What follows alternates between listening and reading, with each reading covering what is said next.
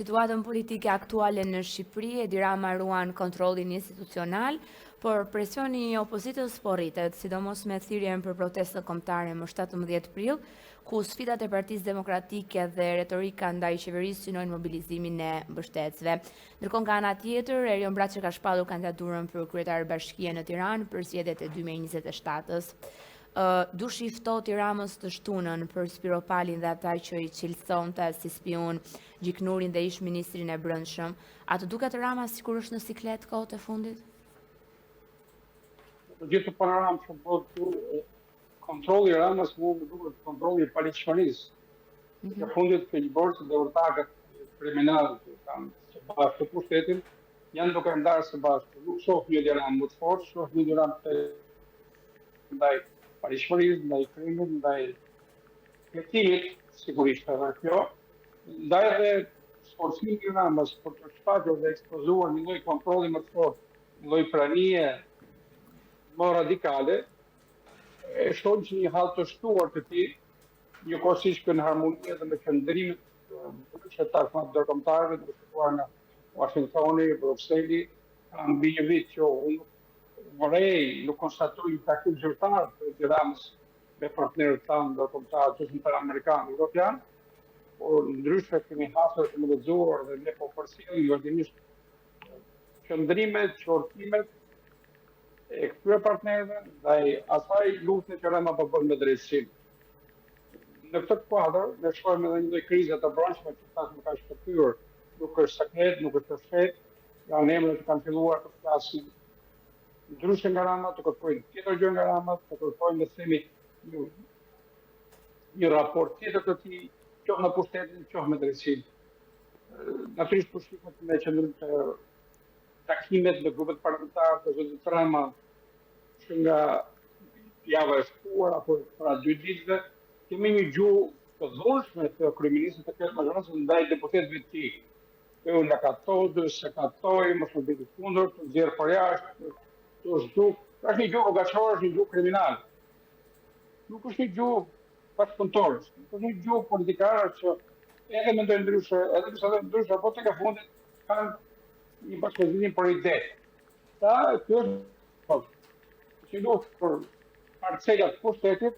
e cila ka krisur tashmë për shkak të dosjeve që janë sektorët të thashëm. Akshi dhe Oskar Palluku, që është një herë Dësha Rama, janë tregues të nervozizmit në rritjen e Edi Ramës, një nervozizëm që do shfrytëzohet nga ajo palë që është jashtë perimetrit hetimit. Dhe unë jam i bindur që Rama në këtë vit duhet në hetim dhe i përndehur zyrtarisht. Jemi në periudhë tjetër se si Rama do të përballet me pushtetin të cilin ai ka kontrolluar në masë të konsiderueshme deri tani, por në këtë muaj të fundit, ajo që kemi konstatuar që një parë dhe në zhvillimet hetimore, por në qëndrimet ndërkombëtare, është diçka ndryshe. Kuptojmë këtu takimet e javës së shkuar të ngarkuar në punë zonës Von Horn, me ministrat e rinj, ka ministra 6 mujor, sigurisht që konsumuar të atërit pas zgjedhor, 2 qëndrime të përsëritura, gjë për cilë kishte bërë me luftën ndaj karteleve të drogës, narkoterrorizmi dhe kriminalitet i administratës pranë. Si shqetësoj në çdo takim ngarkuar me punë, e tjetra që është diçka veçantë në qëndrimet e ambasadës amerikane, teksa theksonte se ne do të bisedojmë dhe do të bashkëpunojmë me çdo përfaqësues nëpër ministri, të cilët kanë të njëjtën agjendë me ne. Nuk përmend kryeministri dhe në takon kryeministri, por shihet brenda qeverisë, ata individ, ata aktorë dhe faktorë, të cilët kanë një qëndrim, njëjtë nga administratën amerikane, njëjtë nga ambasadën, pra ekipet të cilën sot të përfshirë zyrtarisht kryeministrin e vendit. Kjo është një qendër më qartë, duke shtuar dhe qëndrimet gjermane të përsëritura edhe publikisht, edhe në prokurori, ku kërkojnë që imuniteti Pallukut të dorëzohet, ballavera e saj me spakun të jetë pa mburoj politike, pa mbështetje politike, mos Rama si dhe ndryshe, ashtojmë që Evropa dhe SBA kanë një agjendë ndryshe nga kryeministri i vendit. Sepse ata kërkojnë një drejtësi në prim, Rama kërkon një drejtësi në mos veprim. Kjo është e përballë që shohim. Brenda grupi socialist do besoj se do ketë emra të tjerë që do vinë të kundërshtuar, duke kundërshtuar kryeministrin, nëse ai ka pasur 3-4 deputet në gjuhë të ashpër në komunikim, të vjen jashtë, pushon, mbyllë. Nuk është duket tashmë që aty brenda ka shportuar diçka që vetëm do zgjerohet, vetëm do të rritet dhe Rama do të jetë gjithmonë më tepër duke ngushtuar terrenin e tij. Ka gjetur një, le të themi, kompromis për shkak të frikës penale me zëvendësën e tij të Pandeon Balluku, pasi edhe në zgjedhjen e ditës së sotme kur drejtuesi i përgjithshëm policisë shtetit u zgjodh Hitoj, ka një nga të preferuar të zonës Ballukun, e vëmërej që Pandeura ka më shumë pushtet jashtë qeverisë se sa brenda qeverisë. Kjo është më thënë harta e zhvillimeve të kryeministrit, duke shtuar këtu protestat e opozitës lajmëruar e 7 protestë kombëtare në 17 prill. Ka ndikuar natyrisht ndaj institucione, por edhe një lloj transparencë në rritje tek ndërkombëtarët, tek media huaj, tek shtypi huaj, tek partnerët ndërkombëtar që kanë shtuar, le të themi, kanë nxjerrë tashmë opozitën nga izolimi dhe kanë shtuar takimet e saj me kreun e opozitës, me deputetët e opozitës, duke parë se vendi ka nevojë për një alternativë tjetër dhe jo për të majorancë e qeverisë aktualisht. Si shikon veshpalljen e kandidaturës së Braçës për kryetare bashkie në Tiranë, kë mund të ketë nga opozita si kundërshtar në opinionin tuaj? Unë nuk besoj se Braçë do të kenë zyrtar, megjithë përpjekjen e tij. Ishte nga të ndëshkuar të Ramës që u vendos në Tiranë, nuk u përfshin ato listat e sigurta të kthyer në kryeqytet, dhe dihen le të themi sherrat parazgjedhore, por edhe pas edhe incidentin në zyrën e Braçës, i cili mbetën pa u hetuar nga prokuroria Pusaki me çulit të ri, përfshirje dhe incidenti elektoral me dyshime serioze kriminale, të vjedhjes votës, natyrisht, dhe kjo kërkesë tashmë për të qenë i nominuar nga majoranca e tij për kandidat socialist, ndërkohë që Rama ka shpallur më herët në ato zgjedhje anulluara nga gjykata kushtetuese një preferencë ndryshe për kandidatën e Tiranës, por sigurisht që besoj jam ndaj bindjen që edhe opozita do ketë një kandidat politik. Sa përshpëritje të rezultateve me Metja, por para emra të tjerë, le të themi, potencial dhe preferencial në antarësisë Partisë Demokratike mund të jetë kandidat serioz për fituar bashkëpunën e Tiranës në këtë katrahu dhe Korama ka përfshirë majoranca të drejtorit, ndërsa mund të ketë emra të tjerë nga socialistët të cilët do të kërkojnë të jenë të zgjedhur të socialistëve, pasi unë besoj që do kemi një përplasje të tashim mes lidershipit socialist, antarësisë, grupeve të interesit, që sa vinë dhe shtohen. Ata do shtojnë presion dhe nga Rama do të ketë nevojë për heshtjen e tyre, për të zbutur ata do të lëshojë pushtetin, do të lëshojë koncesione, ato që janë mjaftueshme. Nga partia e zhvillimit hetimor, besoj se nuk do të jetë të tilla. Rama si duhet një individ që nuk ka probleme me spakun të kandidojë, dhe nuk di se ku da gjese, unë i shoh të gjithë atje në autobusin për të stacionit trenit, si që thot Rama të është më adresën e të strukturës posaçme. Por, zhvillim, ka që le të themi nga dhe një vit për para zgjedhjeve, është tregues se brenda Partisë Socialiste grupet e interesit, njerëz që fillojnë gjithmonë më shumë të jenë kundër kryetarit, ata kanë ndërtuar ata të humbë kontrollin, të humbë ekuilibrin dhe të flasë në mënyrë rruga qërove. Po, në mënyrë të tillë, kanose, kërcënuese, unë shkakatoj, unë shkatroj, pa mu nuk ekzistoni, nuk të vetja një lloj padrinoje, kjo është gjuhë mafioze, gjuhë kriminale, kjo është gjuhë politike. Por, është një herë të tregu, sepse edhe grupet mbështetëse të majorancës për të prodhuar të majorancë, për të prodhuar të mandate, për të fituar të pushtet, natyrisht janë dhe grupe të kemi organizuar, janë dhe banda trafikut të drogës. Dhe sigurisht nga ata duan pushtetin e tyre, duan koncesionet e tyre, duan aksionet e tyre. Ata kanë investuar dhe duan pushtet, Rama ka të pamundur të thotë jo. Siç po ndodh me Ballukun që nuk i thotë dot jo për asgjë, edhe për të rrezuar ndërkombëtar, edhe për të rrezuar spakun, edhe për të rrezuar çdo që i del në rezistencë, për zbardhur vërtetën dhe për të hetuar, le të themi, për shkuar drejtësia në vendimarrje dhe për shkuar pushtetin. Partia Demokratike po kryen zgjedhjet e krerëve të degës, Po ç're do të shohim nga këto zgjedhja? Janë pararendëset 23 majit, kur Berisha do të ketë deri më tani së paku, jo pak për 3 kandidate, ku do jetë Saljani, Balliu dhe Kokalari. Ç'të re do sjellin këto kandidatura? Zgjedhjet Partitë Demokratike po zhvillohen disa qarke të vallit, si kam ndjekur në them me vëmendje, këto emra të ri fitues të zgjedhjeve në drejtë, me të parimin sigurisht të përmarrëve të një antare një votë, ka pasur le të themi një përmirësim në cilësinë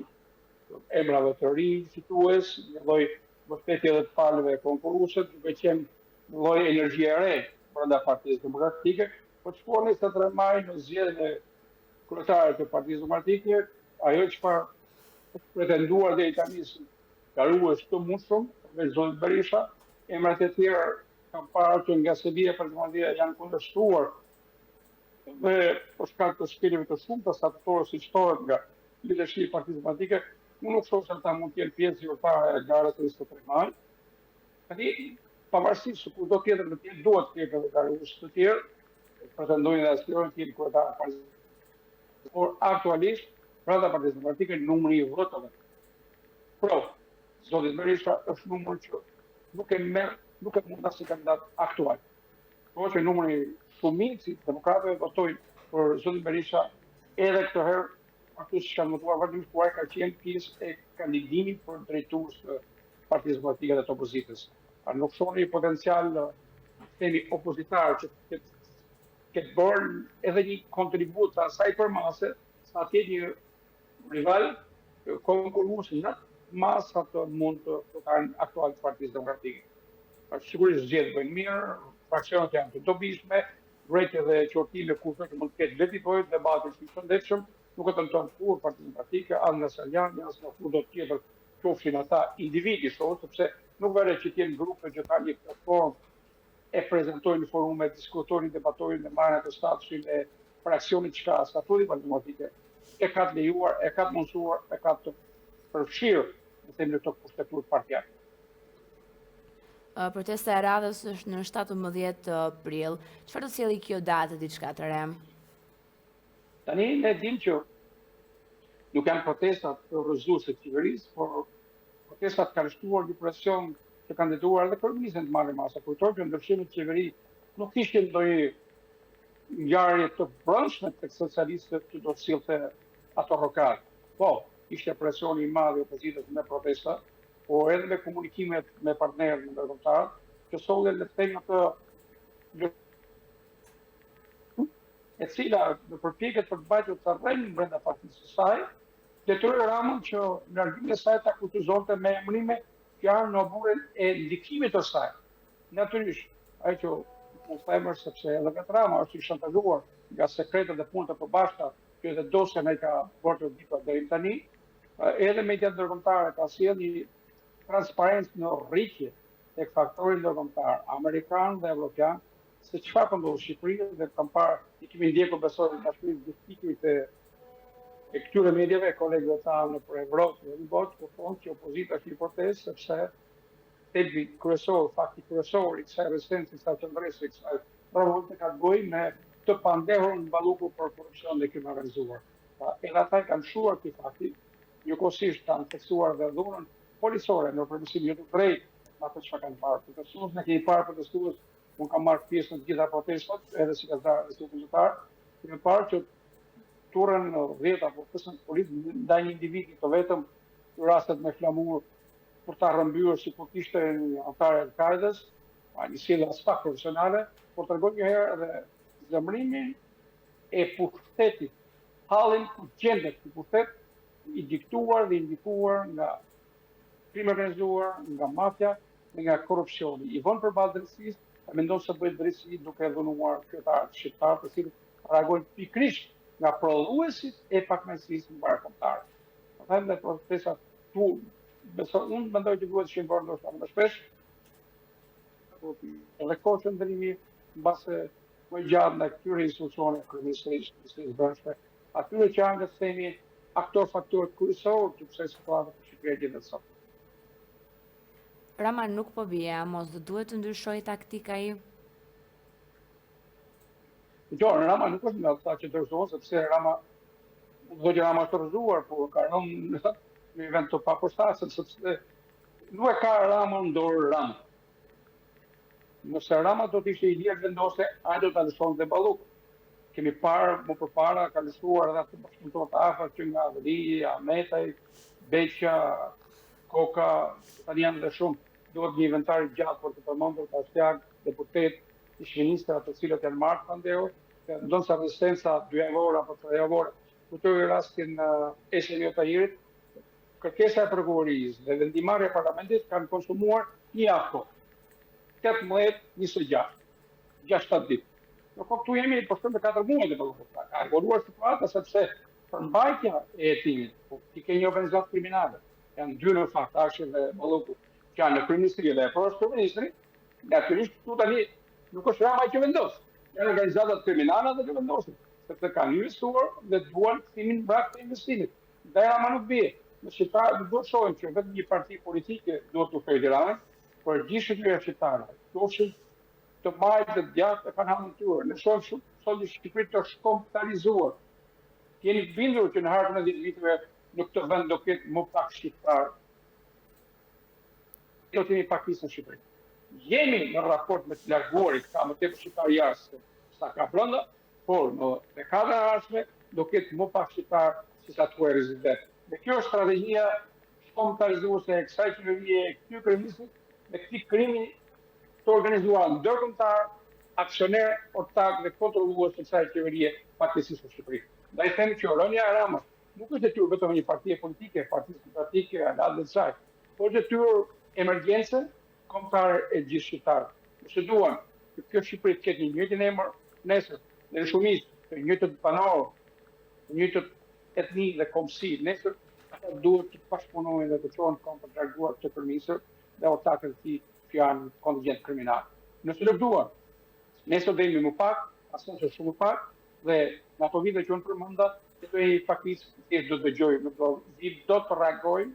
të kundërshtojmë, të rezistojmë, të qëndrojmë, dhe të largojmë të keqe të cilat do të na ketë pushtuar totalisht. Duket se opozita ka disa tema të ndaluara, sikurse është edhe çështja e Rjollit apo edhe çështje të tjera. A keni ju një shpjegim për këtë? Natyrisht do të jesh brenda forume, nuk e di se si janë diskutimet e opozitës rreth çështjeve që ju përmendat. Unë edhe vetë kam shkruar që opozita do të ishte pranë ty banore, por të sqaruar ka shkuar. Në një rast ka shkuar 2-3 deputet, mos gaboj, ka qenë deputet Shkodër Softi, ka qenë deleguar i Partisë Demokratike zoti Boçi, dhe deputet të tjerë të Partisë Demokratike kanë shkuar pranë banorëve. Shmojse duhet të jenë më afër, më shpesh pranë ty ta ligjore, penale, statusi e investitore, por një banorëve dhe kryet që me gjykimin tim do të jetë prona e qytetarëve. Natyrisht, tu duhet të jemi të qartë se cili prej tyre do ta ketë në formë ligjore apo treguar apo pro, dhe askush kur të qoftë investitore nuk mund të thua ma, nuk mund ta gratis, sigurisht për zhvillimin e pronave ata duhet të dakordsohen, por në këtë drejtim, sidomos në rastin e Rjolllit, opozita do të kishte bërë diçka më tepër, siç e shohim.